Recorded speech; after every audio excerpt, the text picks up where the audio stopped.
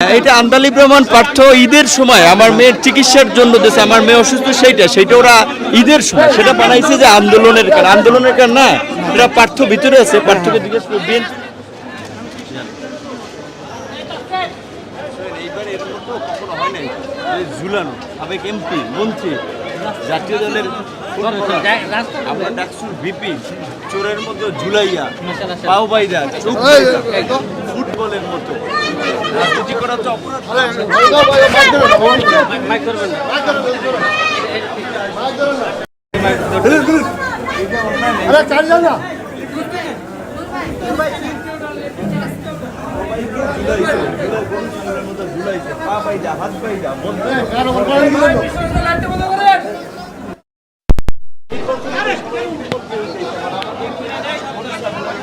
Mobile চোরের মতো ঈশ্বরের মতো বিবি কার্যালয় পিটাইতেছে।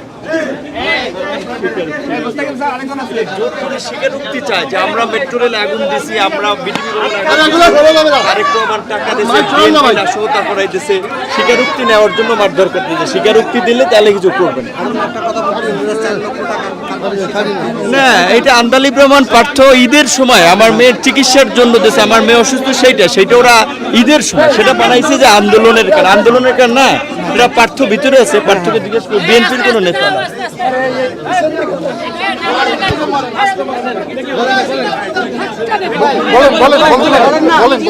আমরা ভাই অন্যায় করি নাই, দেশের মানুষকে অনুরোধ করব যে আমাদের না শুধু দেশকে মুক্ত করার জন্য, আমাদেরকে সেভ করার জন্য গণ আন্দোলনের বিকল্প নাই।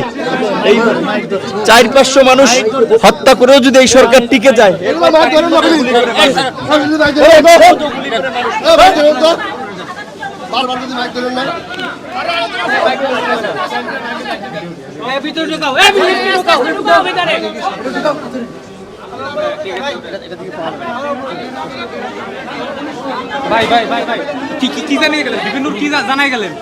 জানাই গেলেন যে প্রত্যেকটা নেতাকে তারা অস্বাভাবিক রকমের অত্যাচার করছে, তাদেরকে মারধর করছে, ঝুলায় পিটাইছে।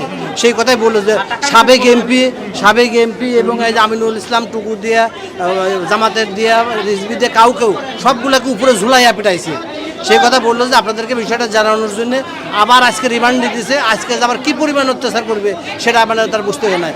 আর যে টাকা পয়সা লেনদেনের কথা কালকে ডিবি হারুন যে টাকার কথা বলছে, ভিপি নূর টাকা নিছে, এটা সঠিক না। এটা আন্দালিবুর রহমান পার্থ গত ঈদের আগে তাকে পারিবারিক একটা বিষয় তাকে এই টাকাটা দিয়েছেন। এখন ডিবি হারুন এই কথা বলতেছেন যে এই আন্দোলনের ইয়ের জন্যে পার্থর কাছ থেকে টাকা নিচ্ছে আন্দাবিল রহমান পার্থ, কিন্তু পার্থ স্বীকার করছে যে হ্যাঁ এই ঈদের এখন আন্দোলনকালীন না, এই গত ঈদের সময় যে তার পারিবারিক তার বাচ্চা অসুস্থ সেই কারণের জন্য তাকে টাকা দিচ্ছে।